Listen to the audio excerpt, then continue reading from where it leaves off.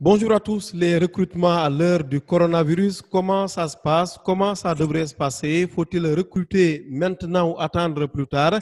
Quel impact de la situation sanitaire actuelle sur ce secteur? Les outils d'aide à la décision sont-ils indispensables? Quels sont les domaines les plus touchés?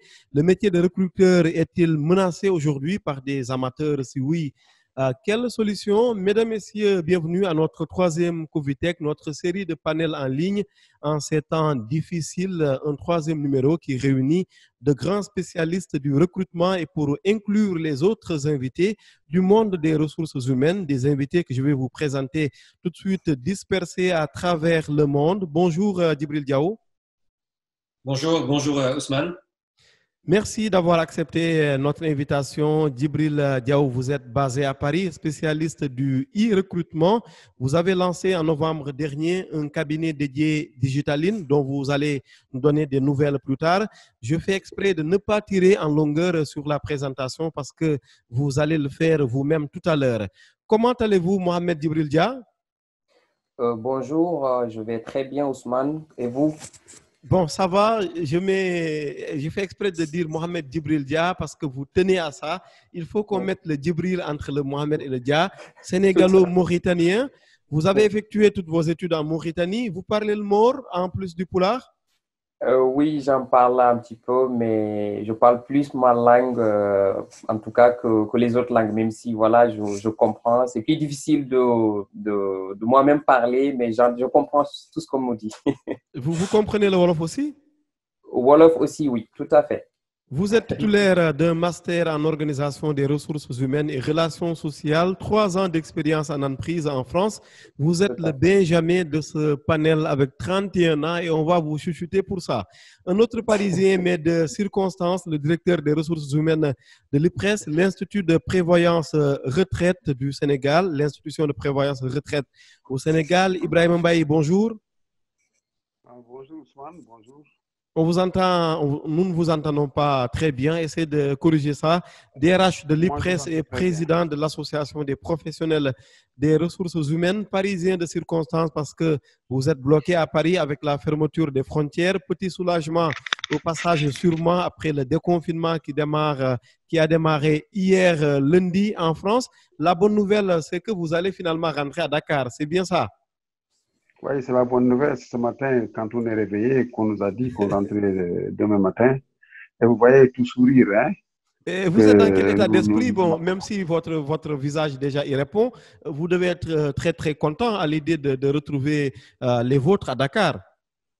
Ouais, mais surtout de retrouver mes vôtres à Dakar, mes siens à Dakar. Surtout aussi, on n'avait pas prévu de rester pendant 2 mois. J'ai fait que 15 jours. Beaucoup de projets en latence au Sénégal. Vous voyez, j'ai fait beaucoup de webinaires, beaucoup de visioconférences pour des choses que j'ai régler sur place.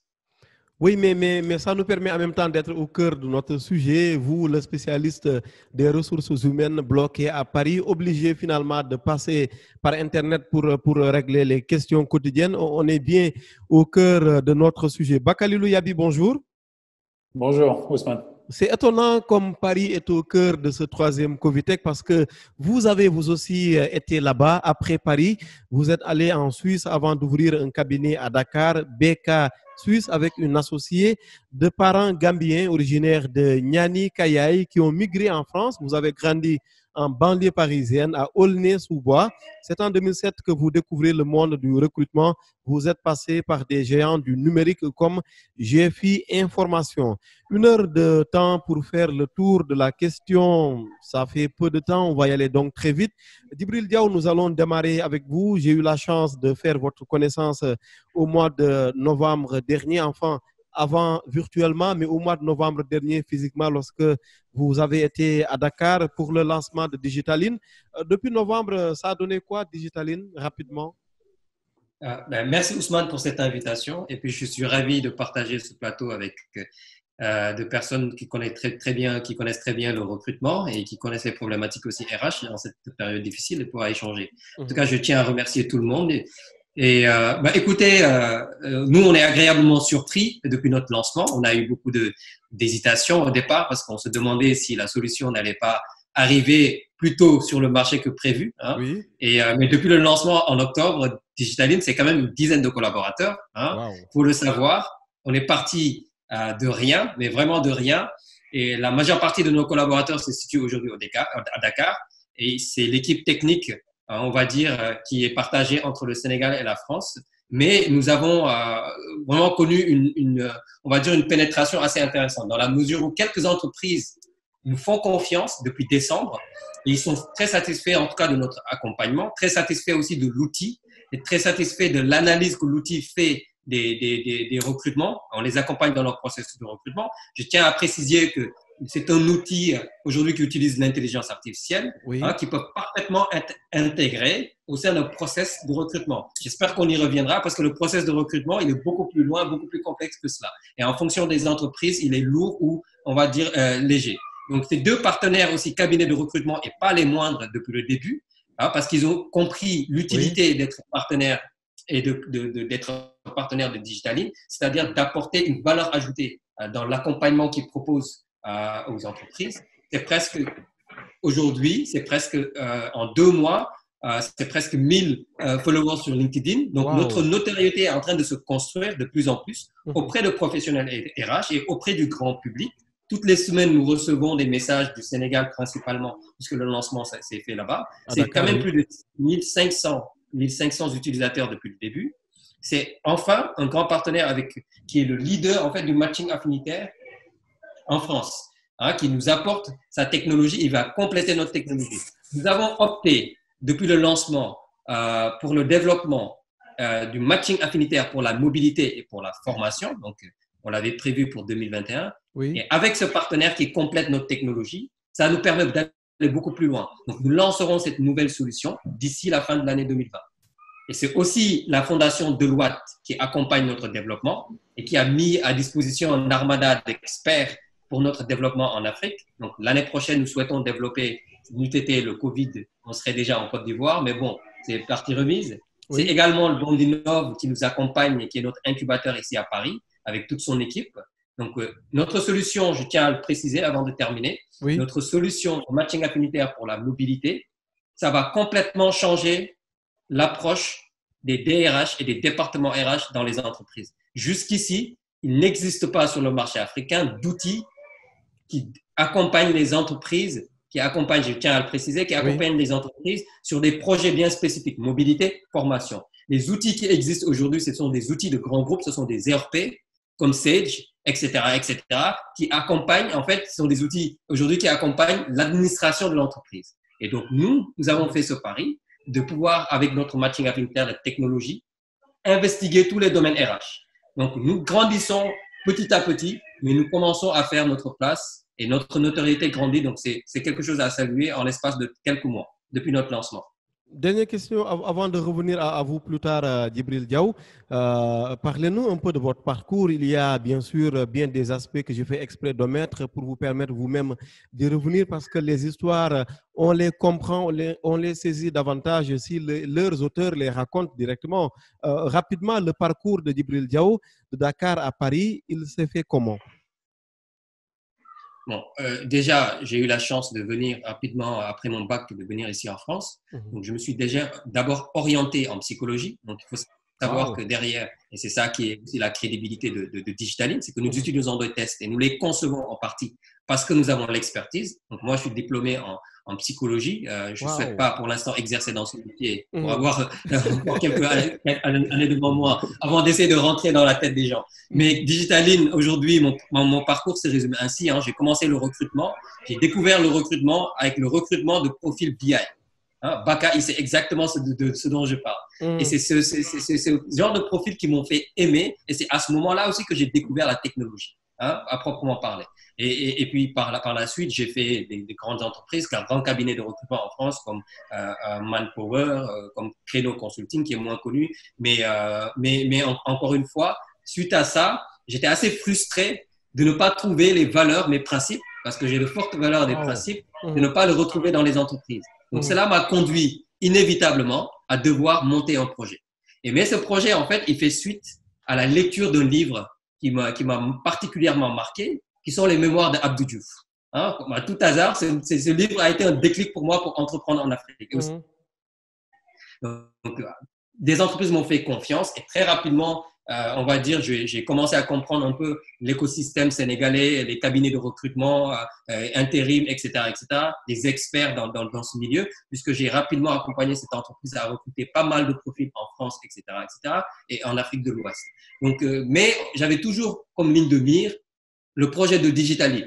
Sauf que je n'avais pas suffisamment le temps de le préparer, de le développer. Donc, il a fallu que je rentre en France et que je puisse rechercher des partenaires technologiques, mais que je puisse étudier et vraiment réfléchir sur la question avant qu'avec mes associés, nous décidions de le mettre en place, de le concevoir et de le lancer. Oui, mais qu'est-ce qui a été déterminant dans le livre de Abdou Diouf sur votre parcours? C'est important que vous nommiez la chose. C'est quoi? Il a dit quoi d'intéressant et qui a eu un impact sur votre parcours? Bon, je vais avoir un plaisir à peut-être être assez succincte là-dessus. Okay. Alors, moi, ce qui m'a marqué, en fait, dans son livre, et Abdou Diouf a parlé, le président a parlé, en fait, du moment de la décolonisation. Il se trouvait qu'à cette époque, on avait d'éminents intellectuels, mais de véritables experts, des personnes qui connaissaient leur sujet. Et en fait, l'Afrique a été vraiment dotée de personnalités, de fortes personnalités, mais avec une vraie compétence, c'est-à-dire qu'ils ont été super bien formés. Et c'est ce que moi, je déplore aujourd'hui. Quand je regarde les écoles RH au Sénégal, franchement, j'ai quand même beaucoup de difficultés à concevoir que les écoles RH ou les écoles de commerce ne forment pas correctement les professionnels RH. Ça, c'est quelque chose à dire, c'est quelque chose à répéter. Parce que c'est extrêmement compliqué, en fait, de trouver des compétences spécifiques dans le domaine RH en dehors des compétences administratives, en fait, qu'on va apprendre aux gens. Et ça, c'est une vraie frustration. Et c'est un vrai problème pour moi, en tant que professionnel RH on va dire, au niveau du Sénégal. Hein. Moi, je pense, je ne vais pas m'étaler dessus, mais je pense que la formation, et c'est ce qui m'avait marqué, c'est que toutes ces personnes, en fait, qui rentraient, qui avaient ce désir dont Abdou Diouf à l'époque, ils avaient un véritable souhait d'apporter, en fait, quelque chose à leur pays. N'oubliez pas, c'était le contexte, c'était le moment, en fait, de la décolonisation. Okay? Et moi, ça m'a frappé. Et donc, ça a créé en moi une envie de faire quelque chose pour mon pays. Hein? Je n'ai aucune prétention. Ma seule prétention, c'est d'essayer à mon niveau, d'apporter ma pierre à l'édifice. Et dans ce domaine qui est le recrutement et que sont les fonctions RH. Merci beaucoup à Djibril Diao, CEO et cofondateur de Digitaline spécialisé dans le e-recrutement avec des techniques. Il en a parlé, même s'il va les détailler davantage tout au long de ce panel. Bakalilou Yabi, vous êtes un peu comme Djibril concernant votre structure, votre cabinet BK Suisse. Vous venez de démarrer, c'est très récent. D'abord, rapidement, avant de nous présenter le cabinet, parlez-nous un peu de ce comeback, de ce retour à Dakar, ce retour en Afrique, disons, parce que vous êtes originairement de la Gambie, mais disons que la Gambie et le Sénégal, c'est presque le même pays. Ce retour à Dakar, il s'est opéré comment? Écoute, Ousmane, assez simple. Hein. C'est vrai que moi, pour ma part, comme je le dis assez régulièrement, c'est vrai que je suis né et j'ai grandi effectivement en France, en banlieue parisienne. Et c'est vrai que depuis effectivement quelques années, depuis une dizaine d'années, je faisais effectivement assez régulièrement des allers-retours au Sénégal et en Gambie. Et c'est vrai que l'intérêt pour ma part, c'était effectivement d'imaginer ou d'entreprendre quelque chose. C'est vrai que mon objectif, à un moment donné, à force de faire des allers-retours, je me suis dit, il faut que je lance une activité.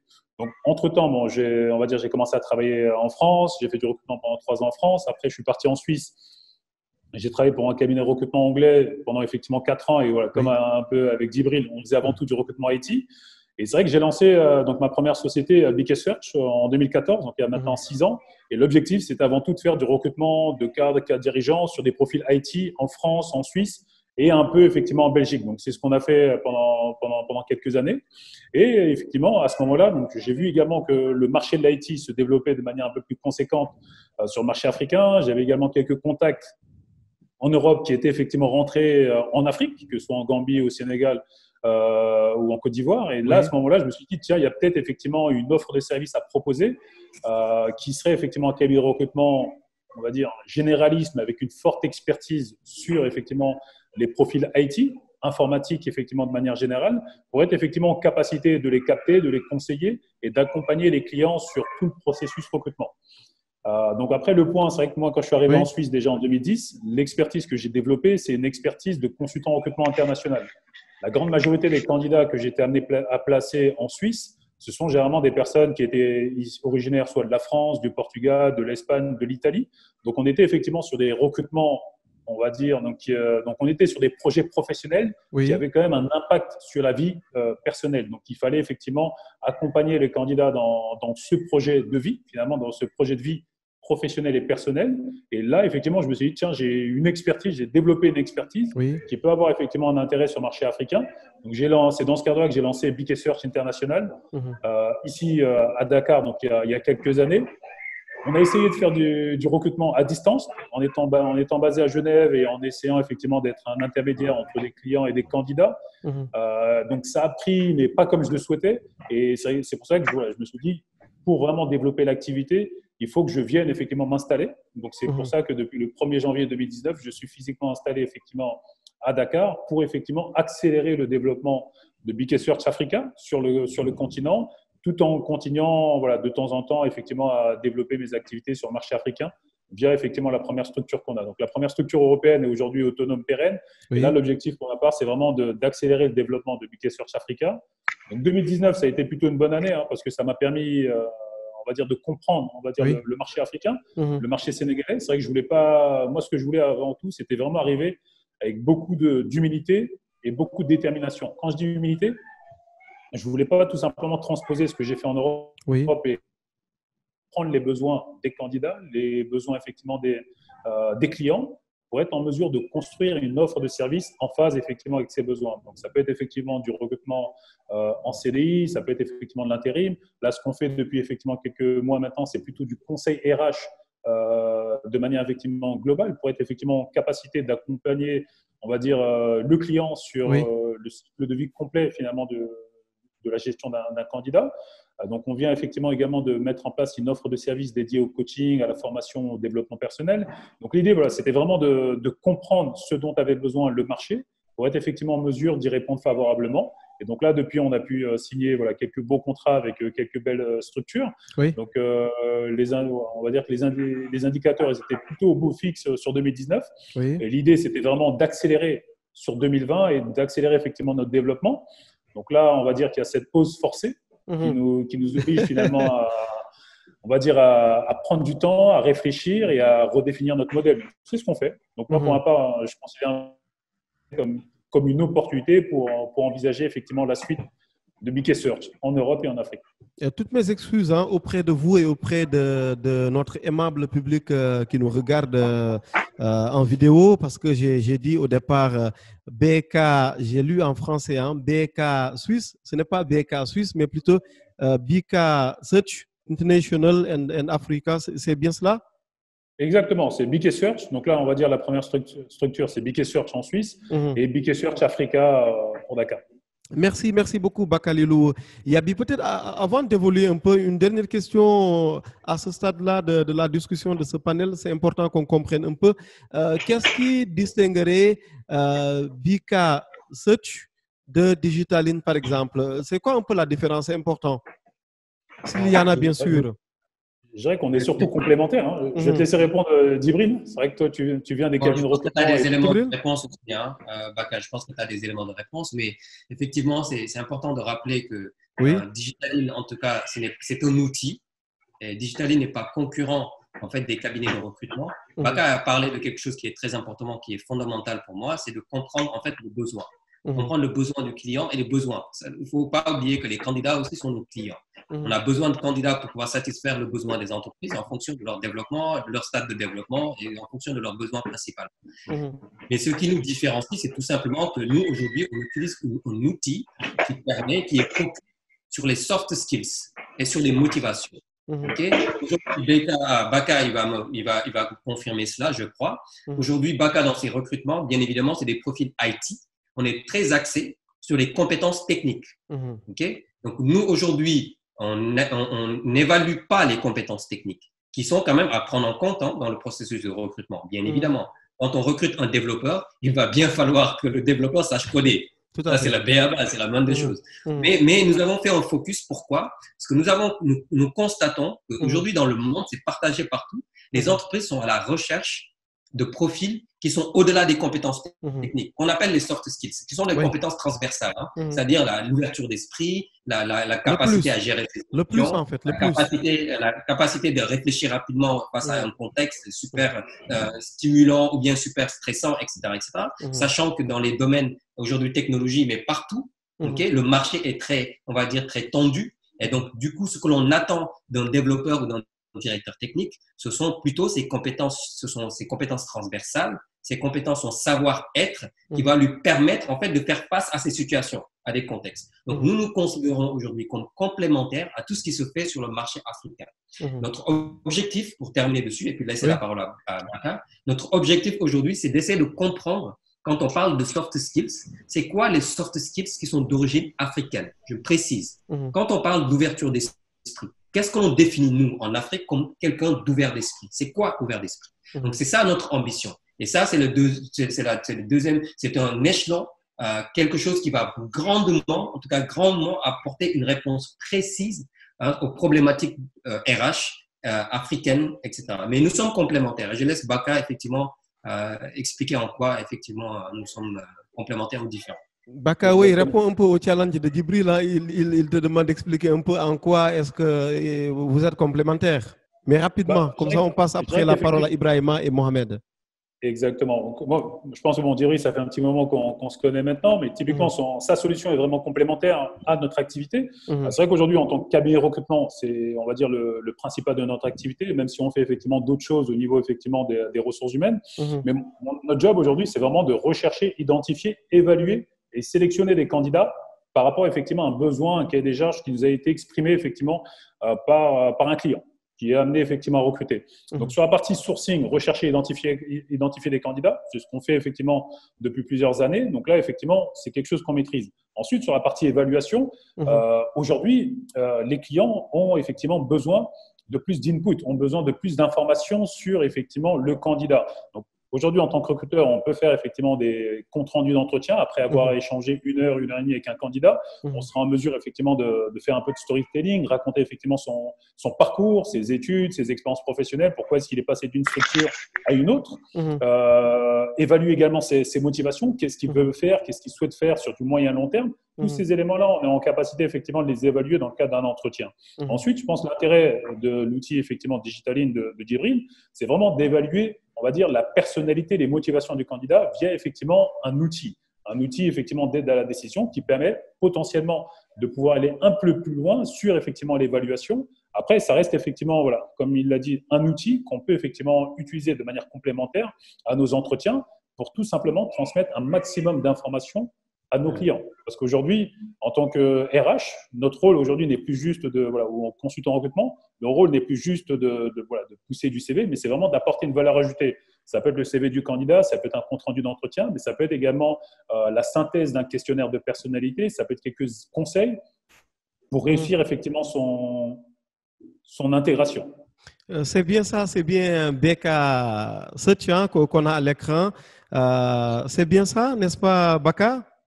Exactement, c'est la page BK Search Africa. En tout cas, vraiment bravo avec de très belles images et puis une écriture assez simple. Nous, les journalistes, on aime ça. Une écriture claire et limpide où on trouve l'information rapidement. Donc, bk-search.com/Africa, on y est, avec donc plusieurs rubriques, candidats, clients, BK Search, la présentation pour le public qui peut se rendre sur le site, en savoir un peu plus davantage sur ce que vous faites, votre mission, IT, Digital and E-commerce, IT, Digital, E-commerce, finance, ressources humaines, juridiques et fiscales. Nous reviendrons également pour le visuel avec Djibril autour de ce qu'il fait. C'est bien sûr important. Nous allons poursuivre un peu parce que nous allons consacrer la première partie à une présentation de tous les panélistes et de ce qu'ils font. Ça permet après, dans la seconde partie, de mieux entendre, comme on dit, ce qu'ils nous disent. Djibril, comment allez-vous? Ça va? Et à Paris? Mohamed Djibril Diao. Mohamed Djibril Dia, pardon. Oui, je vais très bien, Ousmane. Mais ne te sens pas intimidé entre Non, ces du grands tout. du recrutement? Il n'y a pas de raison. Du tout. Je les écoute avec beaucoup de passion parce que ce qu'ils disent c'est tellement important. C'est quelque chose auquel j'espère pouvoir me diriger par la suite. Donc, c'est des gens qui m'inspirent. Donc, je ne suis pas du tout intimidé. Je me sens plutôt ravi de partager ce plateau avec eux. Oui, une petite présentation de vous. J'ai un peu parlé de vous au cours, en fait, dans la première partie, en introduction. Mais rapidement, c'était quoi le projet en vous rendant à Paris? Djibril nous a expliqué pourquoi il est allé là-bas. Vous êtes allé à Paris, si je ne me trompe, en 2011. C'était quoi le projet en débarquant à Paris, le Mauritanien, le Sénégalo-Mauritanien qui débarque à Paris? C'était quoi le projet? Oui, l'objectif, en fait, dans un premier temps, quand j'ai fini mes études de supérieur en Mauritanie, à Nouakchott, à l'université de Nouakchott, donc j'ai fait une licence de sociologie et philosophie en 2011. Et une fois cette licence, après avoir obtenu cette licence, donc je suis arrivé en France en octobre 2011. Dans le cadre de poursuivre mes études, en fait, effectivement, comme tous les jeunes Africains qui arrivent en France. Donc, arrivé en France, donc j'ai intégré une université Paris 8, qui se trouve dans le département de Saint-Denis, donc où j'ai voulu moi-même en fait refaire la licence de sociologie, mais plutôt orientée aussi sociologie, pas vraiment philosophie, mais sociologie qui me permettra de toucher à d'autres domaines, notamment la science politique ou bien l'anthropologie. Donc, j'ai touché un peu à peu près beaucoup de domaines en fait en sciences humaines. Après avoir obtenu cette licence en 2014, au lieu de le faire en 3 ans, je l'ai fait en 2 ans, comme j'avais déjà un bagage intellectuel acquis dans ce domaine-là. Donc, ça m'a permis d'avancer un peu plus vite pour certaines personnes. Oui. Donc, une fois obtenu cette licence, et je me suis, après une réflexion, j'ai décidé de m'orienter en fait dans le domaine des ressources humaines, vu ma personnalité, vu mes ambitions, et je suis une personne qui est de nature très sociable. Et voilà, donc j'ai dit, bon, qu'est-ce que je pourrais faire? Après une réflexion, je me suis dit, bon, ça va être les ressources humaines. J'ai intégré une école qui se nomme CNAM, donc c'est Conservatoire national des arts et métiers de Paris, qui est plus spécialisé à former des professionnels qui veulent changer de parcours ou bien qui veulent évoluer dans leur carrière professionnelle. Donc, j'ai intégré cette école pour faire un Master 1 en ressources humaines, pure ressources humaines. Donc, j'ai effectué cette formation-là. Oui. Une fois après avoir obtenu ma licence, plutôt le Master 1, et du coup, j'ai décidé d'intégrer une école de commerce pour pouvoir, pour être plutôt, en fait, avoir une facilité une fois sorti de l'école sur le marché du travail. Parce qu'ils ont plus de visibilité, ils ont plus leur formation est beaucoup plus suivie. Et en tout cas, moi, c'est comme ça que je le vois. C'est plus suivi, donc c'est aussi plus pratique. Donc, ça nous permet en fait c'est-à-dire dans les universités, quand nous ne sommes pas, on n'est pas formé, on est laissé à peu près à nous-mêmes, donc c'est plutôt la recherche. Par contre, dans les écoles, il faut multiplier les compétences, les opportunités. Vous faites un peu du Djibril Diaw, en fait. Vous êtes issu de la psychologie, mais après, vous orientez avec, bien sûr, après des études vers les ressources humaines, vers le recrutement, pardon. Tout à fait. Donc, j'ai décidé d'intégrer une école de commerce qui s'appelait ISGP. Donc, c'est Institut supérieur de gestion du personnel qui se trouve à Paris dans le 6e arrondissement et qui est une filiale du Thalys Business School. Donc, c'est un grand groupe qui regroupe pas mal d'écoles et pas mal d'écoles dans la sous-région, en fait, dans toute la France. Donc, du coup, dans ce master, j'ai eu à pratiquer vraiment les ressources humaines, et ce qui m'a permis, en fait, c'est qu'on faisait des choses vraiment pratiques, on faisait des simulations. Donc, c'est ce que je cherchais effectivement, et aussi, cette formation m'a permis aussi d'avoir plus de visibilité, c'est ce que je cherchais d'ailleurs. Du coup, j'ai pu travailler une fois sorti de l'école en 2017, après avoir obtenu mon diplôme de Master 2. orienté ressources humaines et relations sociales. Donc, j'ai intégré en fait le groupe, grand groupe de distribution du secteur de la distribution qui est la Poste. Donc, où j'ai effectué en alternance pendant une année une formation en tant que chargé de formation et sécurité, santé et sécurité au travail. Voilà. Ça, c'est mon parcours universitaire et scolaire. Et concernant mes expériences, après avoir fini cette formation-là, donc j'ai travaillé avec la société SNCF. Donc c'est une grande entreprise spécialisée dans le transport ferroviaire en fait en France, voire même en Europe. Donc, où j'ai été aussi amené à travailler avec eux en tant que chargé de formation en entreprise. Ça, c'était l'année qui suit, donc entre 2018 et 2019. Donc, cette année, entre 2019 et 2020, donc je travaille aussi avec la filiale, pas avec la SNCF, mais avec la filiale de la SNCF, où je m'occupe en fait d'un poste aussi orienté formation, mais aussi orienté formation, donc où je travaille avec une filière qui s'appelle en fait Iterimia, qui est spécialisée dans tout ce qui est service à la personne. Donc voilà à peu près ce que je pourrais dire par rapport à mon parcours. Merci beaucoup Mohamed Djibril Dia. Nous reviendrons vers vous plus tard. Ibrahima Mbaye, bonjour. Mais bonjour Ousmane. On est bien africain, on sait qu'en Afrique on démarre par les personnes les plus âgées que nous. Mais c'était fait exprès parce que j'ai voulu, après que tout le monde a parlé dans un premier temps, avoir vous le regard un peu de l'ancien là-dedans, parce que la chance que vous avez, Ibrahima Mbaye, je rappelle rapidement pour ceux qui nous suivent que vous êtes le DRH de l'IPRES et président de l'association des professionnels des ressources humaines du Sénégal. C'est que la chance que vous avez, vous appartenez un peu à deux générations. L'ancienne génération, je ne dirais pas déconnectée, parce que pour être déconnecté, faut-il être connecté, mais l'ancienne génération et la nouvelle génération. Pour résumer, la génération de vous et la génération des Mohamed Dia, des Djibril, des Ousmane et des Baka.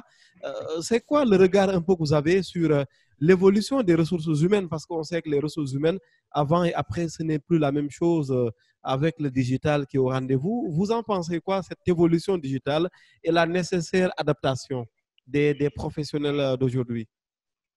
Voilà, merci Ousmane d'abord pour me présenter. Déjà, mon parcours professionnel, mon expérience professionnelle fait plus que l'âge de Mohamed Djibril.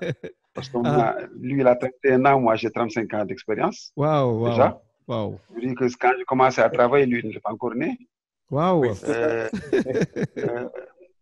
Moi, après le bac, au début des années 80, il y avait ce qu'on appelle la série B. C'était les séries économie. Et quand j'ai eu mon bac, j'ai ensuite intégré l'Université de Dakar, où j'ai fait sciences économiques. Juste après, j'ai travaillé dans une agence maritime au début des années 80, disons, vers 1985-86, où j'ai fait la totalité de mon parcours professionnel, 31 ans d'expérience. C'est ensuite que j'ai rejoint l'IPRES. Et l'IPRES, je suis venu en 2016. En 2016, j'ai été DRH. Et tout récemment, je viens d'être nommé conseiller technique du directeur général de l'IPRES. Toutes nos félicitations. Je n'étais pas au courant, cher Ibrahima.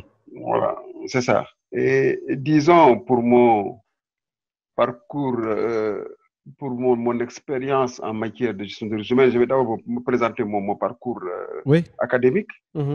Après les sciences économiques, vous savez, en ce moment-là, il n'y avait que les esprits du travail qui gèrent les ressources humaines dans les entreprises. En ce moment-là, il n'y avait même pas de ressources humaines. On parle de chef du personnel. C'était des gens, des services du travail qui avaient une formation sur le droit social, qui étaient là, en général, entre autres expériences, entre autres, disons, rôles, la gestion des salaires, le paiement des salaires, entre autres la gestion des contentieux, mais la fonction a beaucoup évolué depuis quelques années. Il n'y avait pas encore d'école de formation en ressources humaines parce que les diplômes n'existaient pas encore, à part les inspecteurs du travail. C'est de la direction financière, peut-être c'est la comptabilité qui gérait que les salaires et ça se limitait à ça. Maintenant, ça a connu ses premiers balbutiements au début des années 2000 avec l'école supérieure polytechnique, avec l'école supérieure de commerce.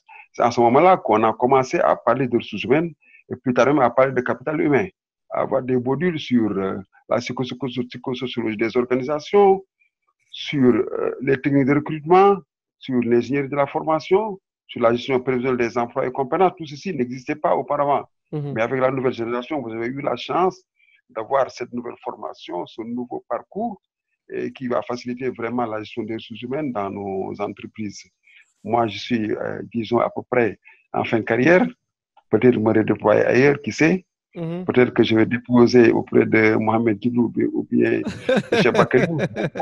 Mais pourquoi pas? Mon CV pour être recruté, peut-être, pour être. Voilà, c'est ça, exactement. Parce que je suis en fin de carrière, je prendrai ma retraite, disons, l'année prochaine. Voilà, pour parler de l'association regroupe environ 2000 membres. L'association a été créée en 1974. L'association a 46 ans d'âge. Wow. Et maintenant, depuis, au début, c'était l'Association nationale des directeurs et cadres du personnel. On a voulu l'atterrir large au moment de son 40e anniversaire. Nous avons changé le nom, l'appellation, en parlant de l'aspect RH, l'aspect ASPECT, comme si c'est l'aspect RH, qu'on prononce ASPRH, Association sénégalaise des professionnels des ressources humaines. Voilà. Et nous faisons. Allez-y, oui. Non, je vous en prie, allez-y. Voilà, nous tenons des cafés RH le samedi sur 4, disons, le premier samedi de chaque mois, sur des thèmes divers et variés. Et nous présentons des produits en général pour des cabinets qui veulent vulgariser, qui veulent que au niveau de l'aspect RH, pour avoir une certaine visibilité, vous avez déjà assisté à nos cafés RH, vous voyez le format, comment ça s'est passé. Maintenant, ce qui est à demander peut-être à mes amis, une fois que le Covid-19 sera une vieille histoire, hein, de se venir se faire connaître, et l'aspect RH est là pour les faire connaître. Oui, HTTP, HTTPS, oui, pardon, c'est le Ramadan sur moi, asprh.com. Donc, ceux qui nous regardent, qui nous font le plaisir et l'amitié de nous regarder, peuvent aller sur le site et puis voir. Je vois un peu une sorte d'éditorial, le nom du président, avec l'impact du numérique sur la fonction et les pratiques RH, c'est signé vous. On va poursuivre avec vous, Ibrahima, sur ce que vous étiez en train de nous dire tout à l'heure, parce que ça me semble évidemment très, très intéressant.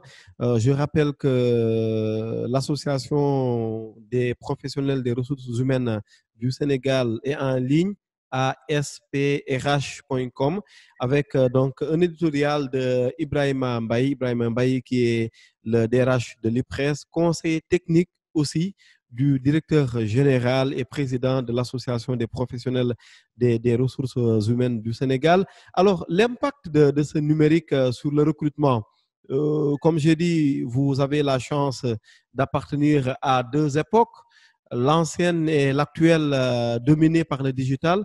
Qu'est-ce que le digital change sur le recrutement chez vous? Mais vraiment rapidement, avant d'entrer de plein pied maintenant dans le débat.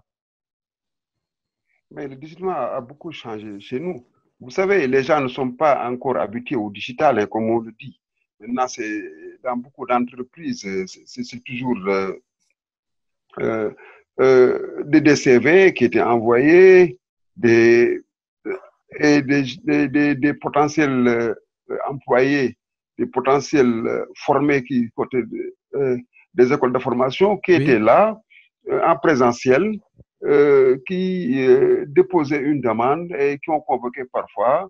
Et à la suite d'une présentation, à la suite d'un entretien, il était peut-être concluant ou non concluant. Maintenant, ça aboutit parce que ça n'aboutissait pas parfois. Et il était là, il était un peu stressé, ce que je le disais dans une interview. Et maintenant, avec le digital, je pense qu'il y a c'est quelque chose de virtuel. Il est beaucoup plus à l'aise. On ne le voit pas. Il a un dossier, bidon parfois, un dossier béton qu'il dépose. Et le recruteur, il est là, il le voit à travers un écran, à travers le Zoom, par exemple. Et il est moins stressé. Moi, je trouve qu'il y a beaucoup d'avantages par rapport au digital. Déjà, quand le candidat est devant vous en tant que DRH, il est un peu stressé. Cette peur de perdre qu'il emporte sur l'envie de gagner, comme on dit. Et maintenant, quand c'est en ligne, il est beaucoup plus à l'aise, il est beaucoup plus concentré dans ce qu'il fait. Et parfois, il arrive même à juguler tous ces désagréments. Et il réussit en général quand c'est le digital. Et je trouve que c'est encore meilleur. Hein? Oui, Ibrahima, l'avantage que nous avons avec vous, c'est que vous êtes le DRH de l'IPRES, mais vous êtes aussi le président de l'association des professionnels RH au Sénégal. C'est vrai, peut-être que Baka et Djibril notamment vont me comporter là-dessus plus tard. Ce qu'on voit, c'est que quand on parle de digital au Sénégal, et ça implique un peu la transformation digitale, souvent certains pensent que ça s'arrête juste à l'écran. Autrement dit, on reçoit un dossier maintenant par fichier électronique, mais on sait bien sûr que les recrutements via le digital, c'est plus que cela. Djibril est là-dedans, Baka également, c'est vraiment des techniques qui viennent un peu en appoint. Est-ce qu'aujourd'hui, vous, les professionnels des ressources humaines au Sénégal, est-ce que vous êtes prêts à travailler un peu avec des cabinets qui vous donnent du plus, quoi, comme celui de Djibril, comme celui de Baka, comme celui d'autres acteurs, par exemple? Mais c'est tout ce que nous demandons. Ça a même révolutionné le monde du recrutement. Vous le savez bien comment. Ça a bien révolutionné le monde du recrutement. Vous savez, sous nos cieux, maintenant, beaucoup de métiers ont disparu, hein, et d'autres ont été créés. Imaginez, je disais à quelqu'un, le métier de caissier, imaginez que ce métier va disparaître bientôt. Avec la nouvelle technologie, avec le digital. On n'a plus besoin de se présenter dans un guichet pour faire des paiements. On n'a pas besoin de se présenter dans un guichet pour tirer de l'argent. Il faut redéployer. Par exemple, moi, je donne des exemples concrets. Hein. Oui. Je ne sais pas ce que tu en penses. Un exemple rapidement, un exemple. Un exemple, quelqu'un qui est caissier à la Sénélec, je donne comme ça, à la Société des eaux. Je vois que Ousmane, vous ne présentez plus dans une caisse à la Sénélec pour payer votre facture. C'est sûr, c'est sûr. Ni votre facture d'eau, ni votre facture d'électricité. Oui. C'est le digital qui a révolutionné tout cela. Vous êtes obligé, par un clic, par un Orange Money, je sais pas, par un Wari, de faire le paiement directement sans pour autant que vous passiez là, sans que vous déplaciez, sans que vous voyez. C'est un mal nécessaire, certes, mais ce caissier-là, qu'est-ce qu'il faut faire? Il faut le déployer ailleurs. Il faut apprendre un nouveau métier. Vous êtes là en tant que nouvelle génération à faire cette mutation. Merci beaucoup Ibrahima. Alors Djibril, vous êtes toujours avec nous? Oui, Ousmane, je suis toujours avec vous. Alors, question, bon, j'allais dire un peu colle, mais non, vous êtes le spécialiste en la matière. Est-ce qu'il faut revoir en profondeur les processus dédiés au recrutement du fait de la période de confinement, même si on en sort un peu, mais on sait que la sortie complète, elle est loin d'être acquise. Est-ce qu'actuellement, il faut revoir en profondeur les processus dédiés au recrutement dans ce contexte? Oui, bon, déjà, bien évidemment qu'il faut le revoir. On n'a pas tellement de choix, je veux dire. Et puis, quand on veut pérenniser son activité, on est obligé de s'adapter, quelles que soient les circonstances. Aujourd'hui, c'est la crise sanitaire. Demain, ça peut être autre chose. Mais déjà, il faut partir du principe que toute entreprise doit avoir une procédure. C'est pas le cas. Une procédure de recrutement ou un processus RH, une procédure de cas. Ça, c'est pas le cas. Hein. Et puis après, la deuxième étape, hein, pour être fidèle, en tout cas, à ce que nous dictent les situations exceptionnelles comme les crises, il est nécessaire aussi de numériser tout cela. Okay? Un processus classique de recrutement, ça peut aller jusqu'à 5 semaines, hein, entre le moment où la demande elle est exprimée au sein de l'entreprise, on identifie le besoin, etc., etc. Donc, déjà, pour moi, c'est important qu'une entreprise ait une procédure. C'est pas le cas. Et une procédure RH, un processus ou une procédure de recrutement. Maintenant, la numérisation des outils qui arrivent, ça permet d'aller plus vite. Ça donne une certaine réactivité. Okay? Supposons qu'il y ait des entreprises qui ont commencé à recevoir des candidatures juste avant le Covid, Djibril, je n'est pas nécessaire. Djibril, s'il vous plaît. Ibrahim Mbaye, oui, Ibrahima, oui. Vous voulez Oui, compléter? juste, je veux que ça soit interactif quand même. Je ne pense pas que Djibril, que l'heure soit au recrutement actuellement avec cette pandémie. Est-ce que l'heure n'est pas à la sauvegarde de ces emplois qui sont déjà créés et qui sont déjà là? Non, mais on peut faire les deux. On peut faire les deux. Attends, je vais poursuivre l'exemple que je vais donner. Supposons qu'une entreprise ait un besoin spécifique, important, sur un poste important, et qu'il est en train de recruter. Dans tous les cas, c'est ce que nous observons. On observe une baisse des recrutements sur le marché. Ce n'est pas un arrêt définitif, puisqu'il y a des entreprises qui continuent de recruter. Nous, il y a des entreprises qui continuent à nous confier des recrutements, d'évaluation de certains candidats. Mais en fait, ce qui est nécessaire dans cette situation-là, c'est de s'adapter rapidement.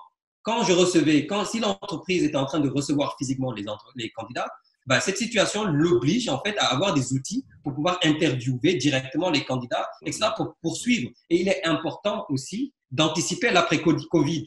Après, ça dépend toujours de l'entreprise et de ses capacités.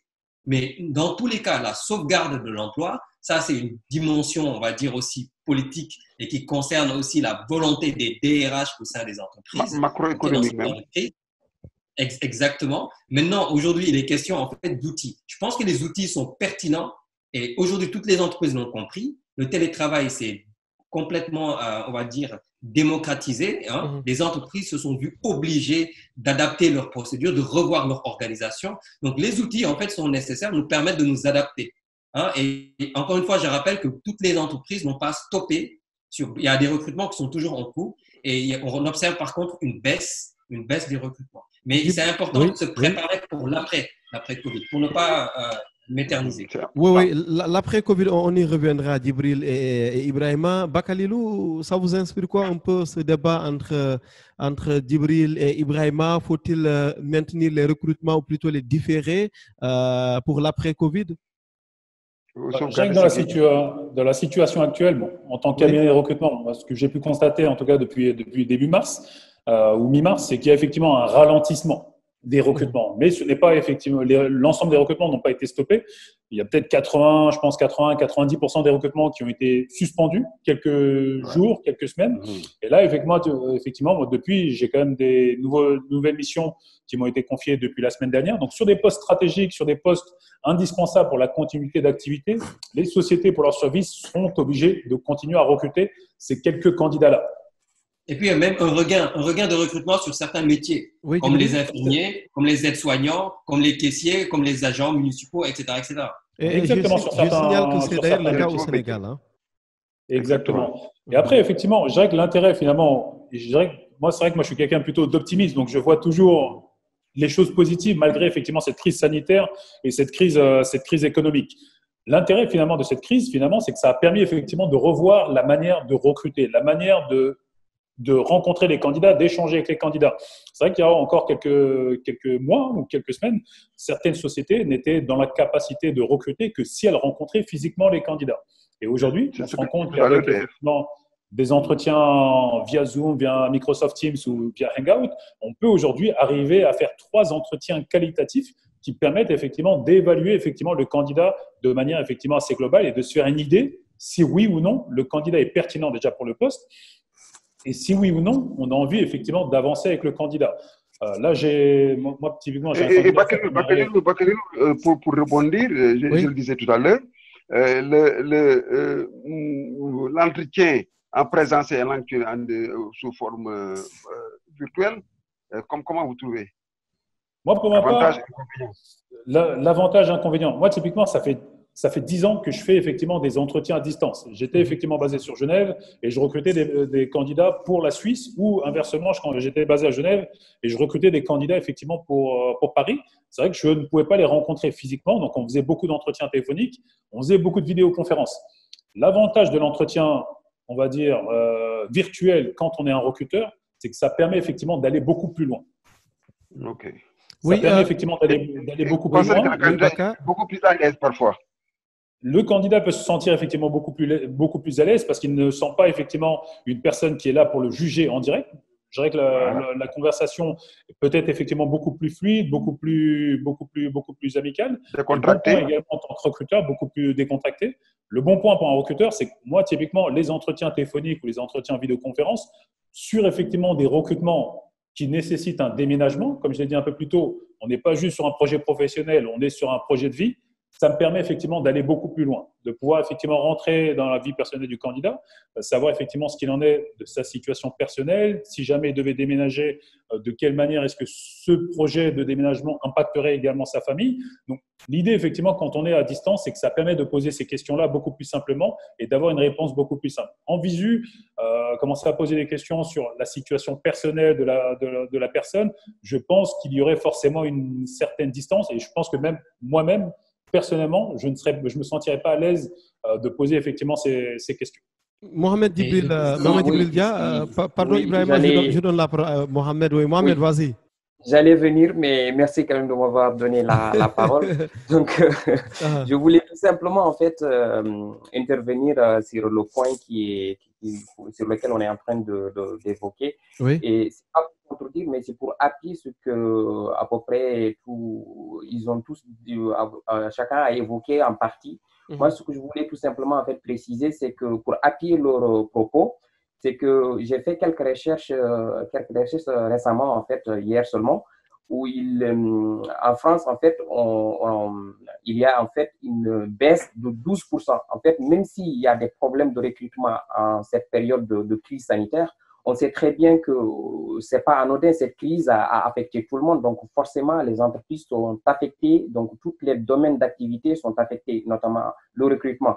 Mais ce qui est aussi important à souligner, et par exemple, sur la période entre février-mars 2019 de l'année dernière et mars 2020, il y a eu seulement, en termes de recrutement, si on compare, il y a eu seulement moins de 12%, une baisse de 12%. Donc, ce qui fait que c'est pas totalement, le recrutement n'est pas inexistant en fait dans cette période-là. Elle est bien existante. Donc, ce qui fait que par rapport à ce qui a été dit, et même au niveau de la digitalisation aussi, je voulais revenir là-dessus. Oui. Digitalisation, c'est quelque chose en fait, c'est une question d'actualité. Que les entreprises veuillent ou non, comme l'a dit M. Diaw, c'est important en fait que les entreprises, à un moment ou un autre, de s'adapter à ce qui se passe, à la nouvelle technologie pour vraiment en fait faire face pour faire face à ce qui se passe actuellement à travers le monde. Mohamed Oui. Oui, pardon, question supplémentaire par rapport à ce que vous venez de dire. Est-ce que finalement la crise, elle ne vient pas rappeler qu'on doit aller forcément vers une digitalisation des recrutements parce que quelqu'un l'a dit au cours de cette discussion, de cette riche discussion, on ne peut pas, en tout cas dans la période actuelle, rencontrer, recevoir physiquement les candidats. Je pense que ça a été développé par Baka. Est-ce que la période actuelle ne vient pas rappeler justement l'importance de la digitalisation des recrutements? C'est tout à fait. Je suis parfaitement d'accord avec ce que vous dites. Ça vient rappeler les entreprises, en fait, qu'il y ait cette crise ou pas, on tend vers la digitalisation. C'est une tendance et d'un moment à un autre, les entreprises seront forcées, seront amenées avec la nouvelle technologie, avec la concurrence qui nous entoure partout. On est obligé de suivre la tendance et de suivre ce qui se passe pour tout simplement vivre. Sinon, on est amené à ne plus exister. Par exemple, le doyen, Ibrahima Mbaye nous a expliqué en nous donnant un exemple d'un caissier. Et le caissier ne va plus exister. C'est parce que tout simplement qu'il y a eu la digitalisation. De la même manière, cet exemple, on peut le transposer dans d'autres secteurs, dans le recrutement, par exemple. Si jamais, par exemple, on ne s'adapte pas, on ne suit pas la logique des choses, à un moment donné, on est obligé aussi en fait, on va se sentir, en fait, on va se sentir à l'écart par le fait que la technologie avance. Je vais juste atténuer un peu les propos. Je pense qu'effectivement, donc au niveau effectivement de la digitalisation de la fonction recrutement, des entretiens, il y a effectivement un intérêt à pouvoir déjà gagner du temps et à faire effectivement quelques entretiens à distance. Typiquement, voilà, quand on reçoit un CV, quand on l'évalue, il n'y a aucun intérêt de convoquer directement le candidat à un entretien. Il faut faire un premier entretien de présélection pour lui permettre déjà de gagner du temps et éviter de poser une demi-journée de congé pour finalement être disqualifié après une demi-heure d'entretien. Donc ça, c'est l'intérêt. Ensuite, il faut également se mettre du point de vue... Grand inconvénient, dissocialisation, comme on dit, des rapports humains. c'est ce que j'allais dire. Le point également, c'est qu'il faut également se mettre du point de vue du candidat. Un candidat aujourd'hui peut effectivement très bien faire des entretiens à distance, mais à un moment donné, il aura peut-être, pour certains candidats, besoin effectivement de rencontrer effectivement peut-être son futur N+1, d'aller visiter les locaux dans lesquels il sera amené effectivement à travailler, on va dire se sentir peut-être l'atmosphère dans laquelle il sera amené effectivement à travailler. Donc moi, pour ma part, effectivement, peut-être que dans quelques décennies, tous les entretiens ou tous les recrutements se feront 100% de manière effectivement digitale, mais je pense qu'aujourd'hui, encore aujourd'hui, la poignée de main, la rencontre physique avec effectivement ses futurs collègues, ses futurs managers est importante. Et moi, je prends l'exemple de certains clients. Typiquement, on est sur un premier entretien avec le N+1, entretien avec la RH. Et quand le candidat vient et est amené effectivement à se déplacer sur site, on est plutôt sur une décision collégiale. Il est amené à rencontrer ses collègues, ses N+1, N+2 et la RH. Et l'objectif, c'est que chacun donne un feedback positif avant effectivement d'engager une proposition d'embauche. Donc, le contact physique, sur 2020 ou sur les prochaines années, restera, je pense, quand même important sur certains recrutements. Djibril Diaw, je vois sourire lorsque Baka parlait, je vois sourire lorsqu'il a dit surtout que les recrutements seront 100% digitaux. En fait, en réalité, il ne faut pas oublier que fait, la technologie est un outil. On ne peut jamais aller dans un entretien, dans un processus d'embauche. Pour moi, Baka parlait en fait que le candidat a besoin. Non, ce n'est pas un besoin, c'est une nécessité. Et que ça soit du point de vue du candidat comme du point de vue de l'entreprise, l'entretien physique, il ne faut jamais le dissocier de tout ce que l'on utilise en fait comme outil pour aller vite. Juste l'image, l'outil nous permet d'aller vite. Mais en fait, on ne peut pas du tout ne pas rencontrer les gens. C'est une nécessité de pouvoir établir ce rapport. Moi, j'ai besoin, aujourd'hui, je suis dans le digital. Mais même quand je recrute quand je travaille avec les collaborateurs, j'ai besoin de les voir avant de signer un contrat. J'ai besoin de les voir, de savoir qui est devant moi, etc., etc. Donc, en fait, ça fait partie. Encore une fois, je le rappelle, c'est juste des outils d'aide à la décision. Donc, ça n'enlève pas l'entretien physique, en fait, qui est très important, qui est fondamental. Donc, nous, ce que l'on fait dans le cadre de Digitaline, on donne à l'entreprise le maximum d'informations, comme disait tout à l'heure Baka, le maximum d'informations sur le candidat avant de prendre sa décision. Mais on ne peut pas du tout. Et même dans tous les cas, il y a toujours ce débat qui consiste à dire est-ce que la technologie va tuer oui, il y a des emplois qui vont disparaître. Mais pendant ce temps, Monsieur Mbaye l'a rappelé tout à l'heure, elle crée aussi d'autres métiers. D'autres métiers qu'on ne voyait pas. Djibril, voilà. Question rapide, mais vraiment c'est pour avancer. Je voulais vous interpeller un peu, Ousmane. Une question. Oui. Le président Sall était très préoccupé lui aussi par l'emploi des jeunes. Il avait promis qu'il créerait 500 000 emplois pendant son quinquennat après 6 mois au pouvoir. Au bout du compte, mes chers recruteurs, qu'est-ce que vous en pensez? On n'a pas entendu la fin de l'intervention. Vous pouvez répéter. Non, je disais que le président Sall était préoccupé lui aussi par l'emploi des jeunes. Ibrahima, je rappelle que le président Sall, c'est le président Macky Sall du Sénégal. Pour les autres qui le président Macky Sall du Sénégal, quand on parle d'emploi, il était préoccupé lui aussi par l'emploi des jeunes.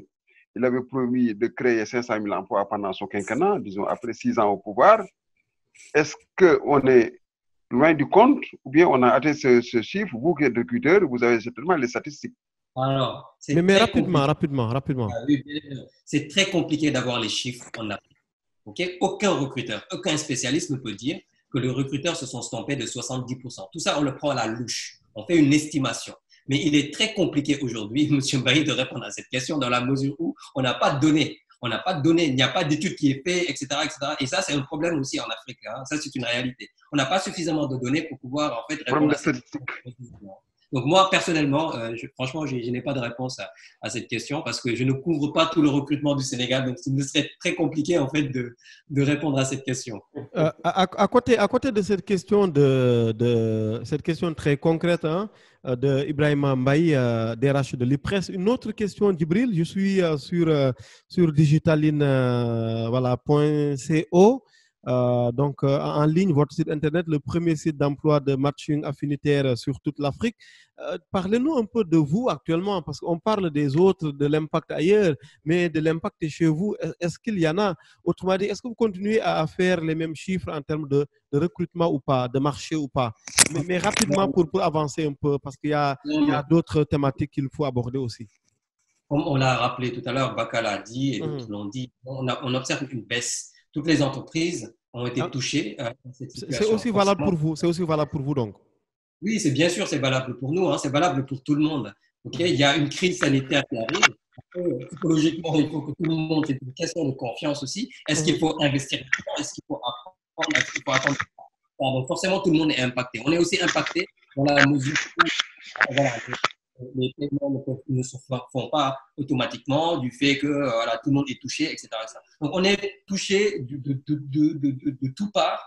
Et puis voilà, je pense que c'est clair, hein, c'est clair. Et les autres vont naturellement le confirmer. Oui, Bakalilou, alors on va évoluer un peu. Est-ce que les outils d'aide à la décision sont indispensables, Bakalilou? Indispensable, peut-être pas, parce que je pense que tout est également question de budget, que tout est également question de moyens également ou d'attente du client, mais je dirais qu'ils deviennent effectivement de plus en plus nécessaires. Si on a effectivement la possibilité d'utiliser des outils qui permettent effectivement de donner plus de données, de donner effectivement des KPI et de pouvoir, on va dire, objectiver une décision, c'est effectivement des outils qu'il faut pouvoir utiliser. Oui, Djibril? Oui. Est-ce que les outils d'aide à la décision sont indispensables? Vous en pensez quoi? Alors, nous, on est allé dans ce sens-là. Je vais prêcher naturellement pour ma paroisse. Hein. Oui. Les outils-là sont nécessaires. Hein. Je ne vais pas dire indispensables parce que tout simplement, il y a des entreprises qui ne peuvent pas se le permettre, etc. Mais dans tous les cas, l'intérêt pour l'entreprise, c'est de prendre la meilleure décision. Et nous, on précise que ce sont des outils d'aide à la décision. Moi, je n'ai jamais conseillé un client de recruter sur la base d'une synthèse. Jamais je l'ai fait et je ne le ferai jamais. Dans la mesure où la synthèse que l'on fait, les informations qui sont données, vont aider l'entreprise. Il va avoir toute une série d'informations sur la personnalité, sur les etc., pour pouvoir prendre la décision qu'il faut. À compétence égale, par exemple. À compétence égale, quand j'ai deux développeurs qui sont super bons, peut-être à compétence égale, je vais peut-être pencher sur celui qui a les soft skills qui sont beaucoup plus, des traits qui sont beaucoup plus, on va dire, pertinents par rapport à ma culture en tant qu'entreprise. Donc aujourd'hui, pour que je prenne une meilleure décision, oui, je vais essayer de trouver tous les outils, toutes les solutions qui vont me permettre de prendre cette décision, cette bonne décision pour l'entreprise. Oui, Mohamed Djibril Dia, je rappelle que vous aussi, vous êtes basé à Paris, professionnel des ressources humaines, même si vous avez fait des études de commerce à côté. Je vais provoquer un peu Djibril et Bakalilou. Je vais d'autant plus les provoquer que je ne risque rien, je suis très loin d'eux, même si Baka est à Dakar et Ibrahima va revenir, mais bon, ce n'est pas pour quelques heures. Alors, Mohamed, comment est-ce que vous trouvez un peu cette digitalisation du recrutement? Ibrahima en a dit un mot et j'ai très bien compris l'allusion. Est-ce que finalement, on ne se livre pas à des machines? Est-ce qu'on ne se livre pas à des machines, même si à la décharge de Djibril, je précise qu'il avait dit que les TIC, c'est juste un appoint, mais globalement, est-ce qu'on ne se livre pas à l'outil technologique? Bon, qu'on se livre ou pas, à mon avis, je pense que c'est nécessaire. En fait, c'est une nécessité. Voilà, c'est une nécessité parce que tout simplement, en fait, on n'est pas seul. On n'est pas seul sur le marché. Donc, on est face à des aléas, à nos concurrents, à pas mal de choses. En fait, l'environnement du travail, l'environnement du marché de l'emploi. Donc, ce qui fait qu'on est obligé à un moment donné de s'adapter, de suivre un peu la logique des choses et d'être aussi réaliste pour pouvoir en fait arriver à suivre voilà, la marche. Sinon, on risque de ne plus exister en fait, pour moi. Ibrahima? Oui, je vous entends bien, oui. Oui, sur cette question, est-ce que à force d'utiliser, de recourir à la technologie, est-ce qu'elle ne finit pas par prendre une bonne part dans les choses, hein, une bonne part dans tout ce qui est recrutement? Je rappelle que j'avais posé une question un peu similaire à Djibril en novembre dernier. Je lui demandais s'il n'y avait pas une bonne marge d'erreur quand on passe par les TIC. Vous en pensez quoi? Ah ouais, je le disais tout à l'heure qu'il y avait une désocialisation des rapports humains, et ce qui faisait que sur la base simplement de CV, sur la base euh, d'envoi de CV en ligne, on ne pouvait pas connaître le candidat, et qu'il l'a confirmé d'ailleurs, et qu'il était obligé à chaque fois que de besoin d'appeler le candidat et de le recevoir. Bakalou en a dit un mot aussi, que lui, le candidat avait besoin d'être sur place, qu'on lui montre ses collègues, qu'on lui présente son bureau, etc. etc. Et vous savez, la digitalisation permet d'aller vite, hein, mais ne peut pas remplacer l'homme. Comme on disait, l'homme est au bout et au début et à la fin du processus. Il n'y a, comme disait l'autre, il n'y a que richesse que d'homme et que tous les chemins mènent à l'homme. Djibril Diaw? Oui, oui, bien évidemment, je ne peux pas dire le contraire. Hein, parce que nous, on a décidé, on l'a fait. Moi, j'entendais beaucoup parler de beaucoup de cabinets mettre l'humain au centre. Pour moi, il faut le matérialiser. Comment mettre l'humain au centre? On a fait le choix de mesurer le savoir-être des gens. Souvent, ce que l'on observe sur les CV, c'est que les gens ne mettent pas naturellement dans leur descriptif, leur résumé, ne mettent pas en fait les soft skills qui les caractérisent, hein, les savoir-être, etc. Parce que c'est culturel aussi, hein, il faut le comprendre, c'est culturel. On met rapidement des compétences devant, vous regardez la plupart des CV, vous le lisez, vous voyez un focus sur les compétences techniques. Mais mettre l'humain au centre, bien évidemment, c'est de commencer par l'humain et de finir par l'humain. Et ceux qui développent même les ce sont des humains qui le font. Bien évidemment, on essaie le maximum dans les technologies qu'on utilise de supprimer les biais, hein, ceux qui peuvent défavoriser un candidat A par rapport à un candidat B. Okay, on essaie de le faire, de réduire au maximum, bien évidemment, et même des fois de favoriser sur certains choix, de favoriser le candidat. Hein. Mais encore une fois, pour nous, il est important dans un processus de rencontrer les gens. Et parce qu'on ne peut pas ne pas rencontrer les gens, parce que dans tous les cas, même s'il y avait la technologie partout, il va bien falloir qu'à un moment donné, les gens se parlent. On est des êtres sociaux. Le confinement nous a tous démontré à quel point il est nécessaire de toucher les gens, de les voir, de sortir, de passer du temps avec ses amis, avec sa famille, etc. Bien positionné pour le J'en sais quelque chose, moi. Ibrahima, oui. Vas-y, Ibrahima, vas-y. J'en sais quelque chose. Le confinement a beaucoup bouleversé le monde. Hein. Je pense, voilà. Oui, Bakalilou, cette place de l'IT dans le recrutement, elle doit être comment? Est-ce qu'elle doit être assez importante ou est-ce qu'elle doit être un appoint? Ou parlez-nous un peu de votre regard là-dessus. Mon regard, effectivement, sur l'IT, bon, je ne pense pas qu'on puisse effectivement quantifier ou limiter finalement l'accès aux nouvelles technologies. Je pense que l'ensemble de ces nouvelles technologies sont mises à la disposition des professionnels RH pour tout simplement faciliter leur activité. Je pense que bon, on a pu le voir avec les bases de données qui sont effectivement mises à notre disposition, on a pu le voir avec le CV. Le CV papier, le CV qu'on reçoit dans sa boîte email, il y a quand même un gain de temps conséquent quand on reçoit directement un CV dans sa boîte email, qu'on le traite et qu'on arrive effectivement à le classifier. On n'a pas besoin effectivement. J'ai encore vu qu'en 2020, il y a encore des jeunes étudiants ici au Sénégal qui continuent effectivement à faire le tour des sociétés et à laisser un CV à l'accueil auprès de l'agent de sécurité. J'ai vu effectivement différents contacts qui avaient quand même, on va dire, une quantité de CV assez conséquente et une quantité de CV non traités. Oui, donc l'avantage finalement de l'IT, que ce soit effectivement les CV, que ce soit effectivement les réseaux sociaux, un peu comme LinkedIn, ce sont effectivement des outils ou les job boards ou la solution effectivement de Djibril, Digitaline, ce sont en fait des solutions qui, bien utilisées entre les mains des bonnes personnes, ne font que faciliter notre métier. Et même Baka, si Djibril, oui, Djibril. Quand on prend les bases de données aujourd'hui peuvent constituer même une problématique quand on a une base de données. Parce qu'une chose est d'avoir une base de données, une chose est de qualifier les CV de qualité qui se trouvent dans cette base de données. D'interpréter la base de données.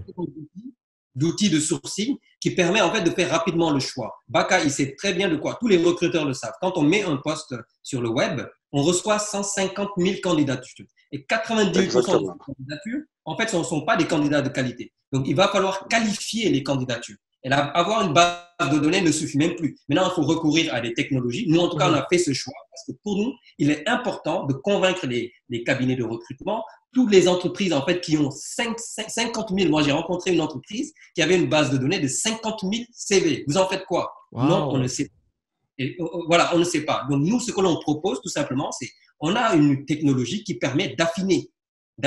Et la technologie, on peut aller beaucoup plus loin parce qu'elle n'est jamais parfaite. Donc, c'est pour cela, dans notre démarche, on essaie de trouver des partenaires technologiques pour essayer d'aller beaucoup plus loin pour exploiter la base de données. Il ne suffit pas d'avoir une base de données. Souvent, les entreprises, ce qu'ils ont, c'est un fichier Excel.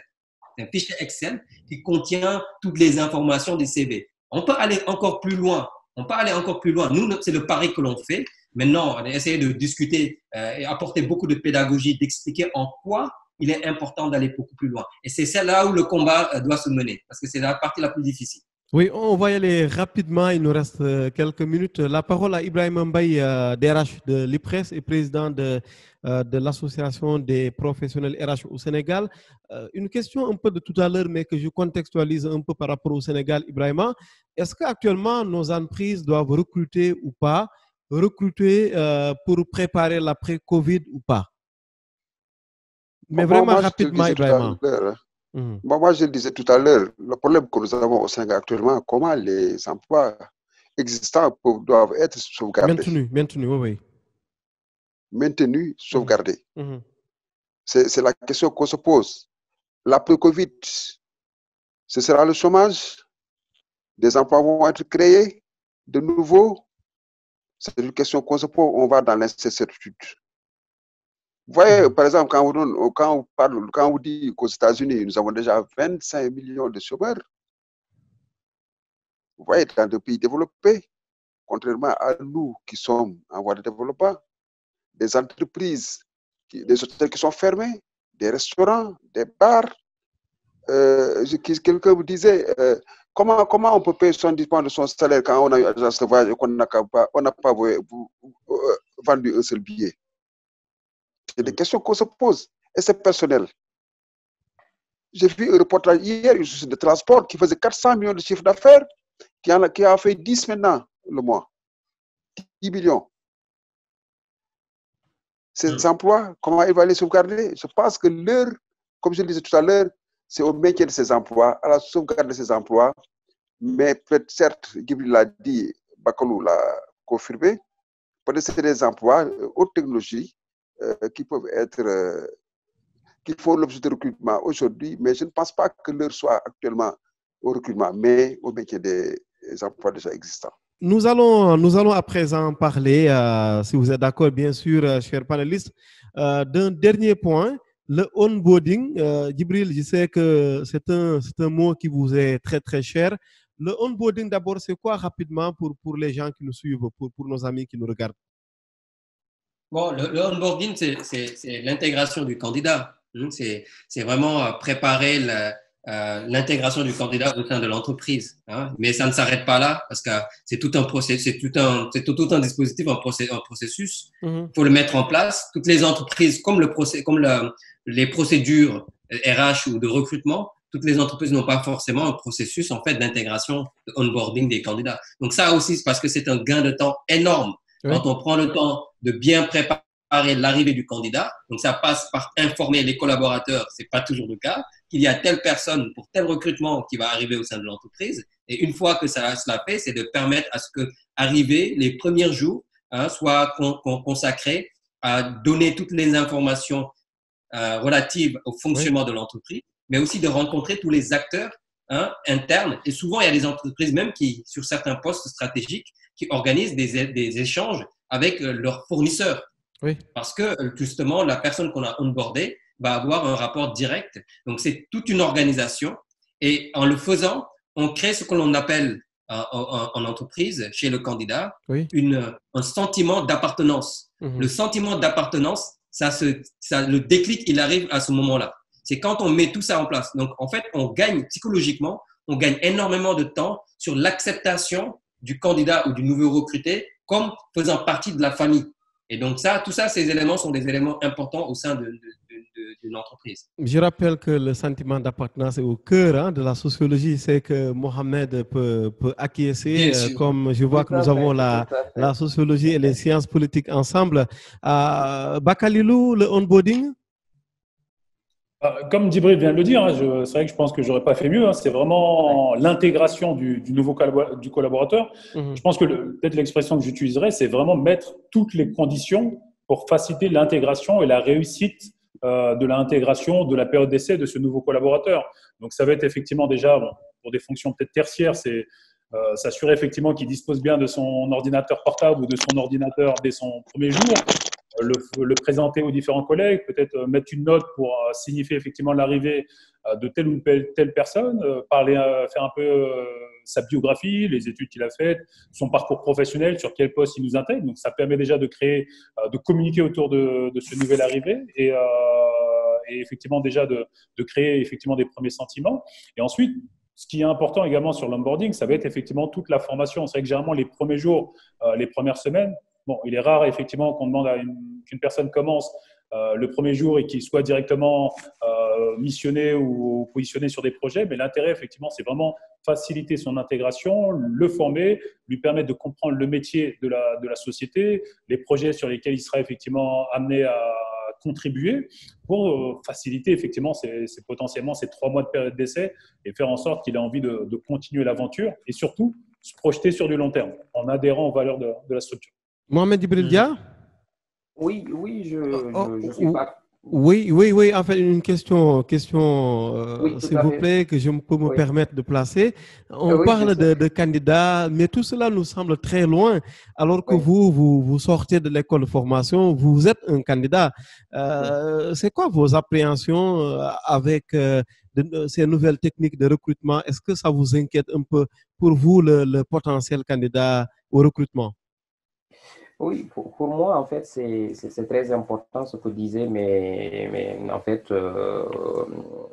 ce qu'il disait, en fait, c'était très important. Je rejoins ce qu'ils disent parce que c'est hyper important qu'un candidat soit bien intégré au sein d'une entreprise. Parce que l'intégration aussi commence par tout ça. Il faut vraiment le mettre à l'aise, il faut l'expliquer en détail ce qu'on attend de lui, en fait, tout ce qui se passe au sein de l'entreprise et tout ça, mettre ça en valeur. Et ce qu'il faut aussi, je pense qu'il faut toujours aussi penser, tout à l'heure, je ne me rappelle plus, c'était si c'est Djibril ou c'est Baka qui avait dit, en fait, quand on recrute quelqu'un, il faut le prendre aussi comme un client. Je suis parfaitement d'accord avec lui parce que c'est une collaboration que vous êtes en train de mettre en place. Donc, il pourrait peut-être un jour ou l'autre devenir l'ambassadeur de l'entreprise parce que si il est bien intégré, il se sent bien acquis au sein de l'entreprise, il va aller tout simplement, il va être le premier en fait qui va être publié, qui va publier, qui va incarner l'image, il doit incarner l'image, voilà, il va faire une promotion de votre entreprise au sein des autres, au sein de sa famille, au sein de son entourage. Et c'est ça je pense que ça aussi, c'est important pour une entreprise, qu'il soit connu, qu'il ait une vision, une visibilité positive. Voilà. Oui, Ibrahima? Non, c'est très bien dit, Mohamed Djibril. Donc, c'est vrai qu'aujourd'hui, ce qu'on attend d'un collaborateur, c'est qu'il soit effectivement un ambassadeur. Et généralement, cet ambassadeur, c'est vraiment le collaborateur épanoui qui est content de faire appartenir ou d'adhérer aux valeurs de cette entreprise. Et ce collaborateur, généralement épanoui, est également beaucoup plus performant et en capacité, effectivement, de pouvoir communiquer et véhiculer la bonne image en extérieur. Donc, c'est un très bon point.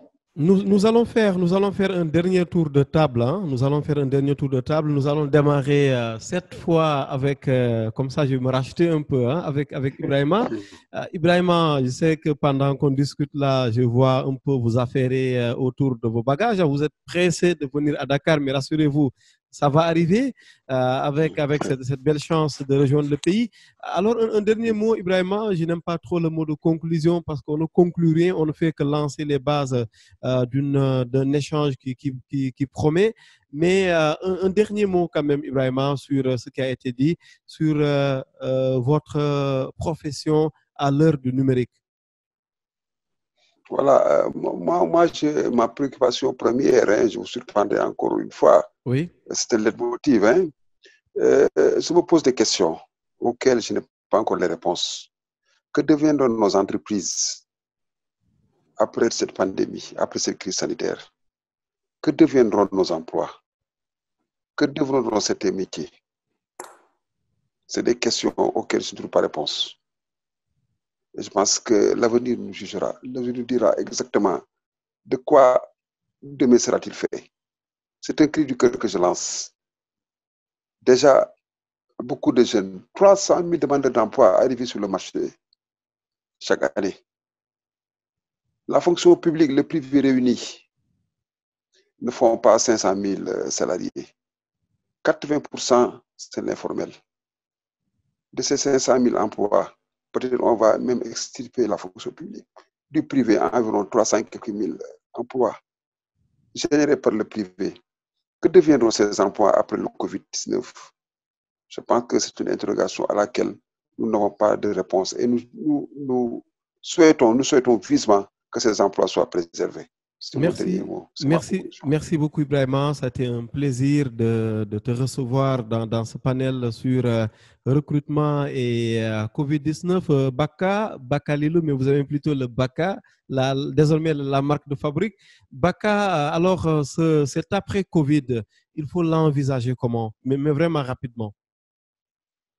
De manière rapide et personnelle, c'est vrai que moi, c'est vrai que la plupart des sociétés ont arrêté de recruter. Donc, nous, aujourd'hui, chez BK Search International Africa à Dakar, nous sommes 8. Donc, mon associé Sena Boutiam, moi-même et 6 de nos collègues. Je vais intégrer ce mercredi, effectivement, une nouvelle personne qui va nous accompagner sur la partie marketing digital. Oui. Donc, moi, je pars du principe qu'il y a effectivement des opportunités. Ensuite, chaque entrepreneur, chaque chef d'entreprise doit prendre ses responsabilités pour maintenir et sauvegarder effectivement l'emploi et également essayer de mieux préparer l'après-Covid. Donc moi, je pense qu'il y a effectivement des opportunités autour de la communication. C'est vrai qu'on est arrivé il y a un an, là typiquement, on a quelques clients qu'on a signés via de la prospection, mais je pense qu'on doit faire un travail de développement de notre notoriété, on doit travailler effectivement sur notre communication. Donc la personne qui va nous rejoindre sera effectivement focalisée sur ça, donc faire effectivement du marketing digital, de la communication et effectivement faire en sorte que nous soyons prêts pour septembre. Je ne suis pas pessimiste, hein, j'essaie d'être optimiste. Je pars du principe que le business va repartir à partir de septembre. Ce ne sera pas comme en 2019 ou comme les années précédentes, mais il y aura quand même quelques activités, quelques sujets sur lesquels il faudra se distinguer vis-à-vis de la concurrence. Merci beaucoup, Baka. Djibril. On le souhaite vivement. On va essayer de mettre en œuvre les actions pour effectivement relancer l'économie. Pour en sortir. Djibril, un dernier mot? Moi, personnellement, je ne veux pas être prophète de malheur. Hein. Loin de là, je suis quelqu'un d'optimiste. Tout entrepreneur est obligatoirement optimiste. Par définition, déjà, il est optimiste. Mais inéluctablement, il y aura des entreprises qui vont être touchées. Forcément. Une entreprise qui faisait un chiffre d'affaires de 400 millions, qui se retrouve à un chiffre d'affaires de Covid de 10 millions, inéluctablement. C'est un cartour. Elle lui sera difficile de conserver les emplois. Donc après, il faut regarder les choses en face. Pour moi, il y a des décisions qui sont des décisions purement politiques. Hein?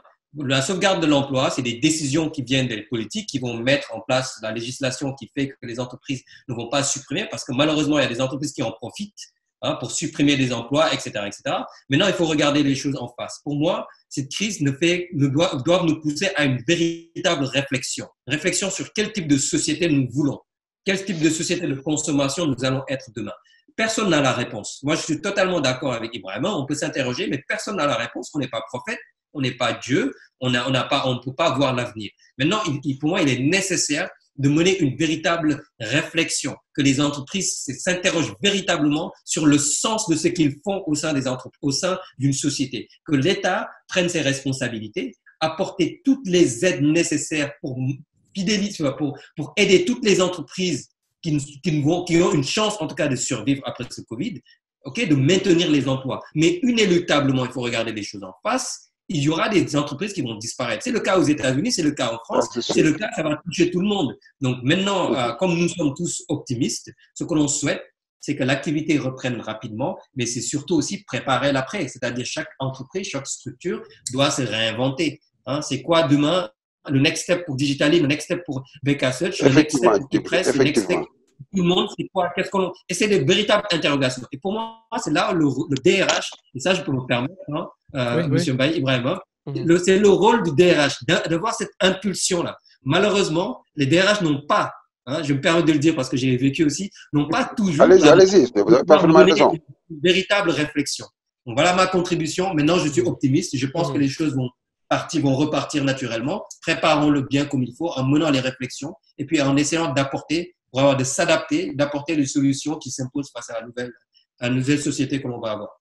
Mohamed Djibril Dia. Oui, merci. Donc, moi, je suis parfaitement d'accord avec mes collègues aussi. Ce qu'ils disent, c'est ça. Il faut être vraiment positif, rester tenace face à cette crise, parce que c'est la seule solution qu'on a. Et la crise, elle est là, elle a fait des ravages, elle continuera à le faire. Et aussi, les entreprises en subiront les conséquences et les problématiques. Bon. On peut dire que rien n'a jamais été facile en tant qu'on soit entrepreneur, qu'on soit quelqu'un qui cherche de l'emploi à s'insérer dans le marché du travail et dans le marché de l'emploi. C'est toujours difficile, c'est toujours compliqué, ça a toujours été difficile. Mais je pense que cette fois-ci, c'est beaucoup encore plus difficile parce que il faut redoubler davantage d'optimisme, vigilance, surtout ça, d'optimisme, et encore davantage d'essayer de faire en fait de son mieux pour que vraiment les choses aillent dans le bon sens. On sait très bien que rien n'est facile. Et d'ailleurs, je voulais juste rajouter une petite... d'ailleurs, par rapport à... je discutais avec un ami par rapport à l'après-Covid, qu'est-ce qui va se passer au niveau du recrutement et tout. Il me dit qu'il faudra que les gens sortent leurs griffes. Tout simplement, quand il dit griffe, entre guillemets, c'est pour dire tout simplement qu'il faut que les gens soient plus motivés, qu'il y ait de l'argent s'il le faut pour vraiment arriver à s'insérer, à avoir, s'agissant d'un candidat, à s'insérer dans le marché, s'agissant de quelqu'un qui est, comment on appelle ça, qui a une entreprise, de développer son entreprise. Et voilà, c'est toujours plus d'optimisme pour arriver à nos besoins. Merci, voilà. Merci à tous les acteurs. C'est la fin de notre troisième numéro de Covitech, l'émission ou les panels que nous lançons en ligne pour échanger avec les acteurs du numérique au Sénégal et ailleurs. Et c'est important qu'on le fasse en ce temps de Covid-19. Je remercie tous les participants pour avoir accepté très généreusement de participer à ces discussions. Moi, tout au long de ce panel, j'ai essayé de faire l'important, alors que c'est vous plutôt qui donnez les bonnes réponses. Et moi, j'ai eu la malchance de poser les mauvaises questions, mais merci quand même parce que ça a été un prétexte pour revenir sur un domaine assez important et bien sûr tout aussi impacté que les autres. Je remercie Djibril Diao, CEO et cofondateur de Digitally, spécialisé dans le e-recrutement, de même que Bakalilou Yabi, qui est passé par Paris, par la Suisse, avant de revenir carrément avec une installation physique en Afrique avec son cabinet BK Search. C'est bien cela? Merci. Voilà. Merci à Mohamed Dia, jeune diplômé des ressources humaines et du commerce, basé également à Paris, où il se trouve depuis 2011, depuis 9 ans aujourd'hui. Merci également à Ibrahima Mbaye. Je le remercie d'autant plus de façon très disons, prononcé, parce que simplement Ibrahima se préparait, rangeait un peu ses bagages, ses valises pour entrer au Sénégal après 2 mois de confinement à Paris. Mais il a eu quand même, confinement forcé, il a eu quand même le temps de nous rejoindre dans ce panel. Pour moi, c'est très important. Je remercie tout le monde d'avoir bien voulu participer à ce panel et je répète que les Covitech se poursuivent, bien sûr. Nous avons déjà calé un thème que l'on va, bien sûr, mettre, disons, sur la table très, très rapidement. Un thème sur la santé digitale à l'heure du Covitech, du Covid-19, de la Covid-19, comme on dit, parce que de plus en plus, c'est féminin. Nous allons également parler justement de comment les entreprises numériques sénégalaises sont impactées et de comment est-ce qu'elles devraient sortir de cette situation ou se sortir de cette situation. Nous allons également parler du secteur de la logistique qui est très, très important actuellement, très en vue pour la bonne et simple raison qu'aujourd'hui, on ne veut plus que les Sénégalais aillent faire constituer des embouteillages devant les boulangeries à Dakar, au Sénégal, sur l'ensemble du territoire, mais plutôt rester chez eux et se faire livrer. Et on sait que pour cela, il y a bien sûr tout un travail et le DG de l'ARTP du Sénégal se positionne également par rapport à ça. Après que l'ARTP a sorti un communiqué de tout cela, nous allons parler dans les prochains jours. C'est dire que le menu de Covitech est déjà important. Et si vous aussi qui nous regardez, vous avez d'autres thématiques à nous proposer, pourquoi pas, mettons-les sur la table et échangeons pour que, après, à la fin de la discussion, que chacun reparte avec un petit quelque chose dans la tête. Merci infiniment à tous les quatre de m'avoir honoré encore une fois. Merci. Et je vous donne rendez-vous les jours à venir pour un autre Covitech. À bientôt. Merci beaucoup.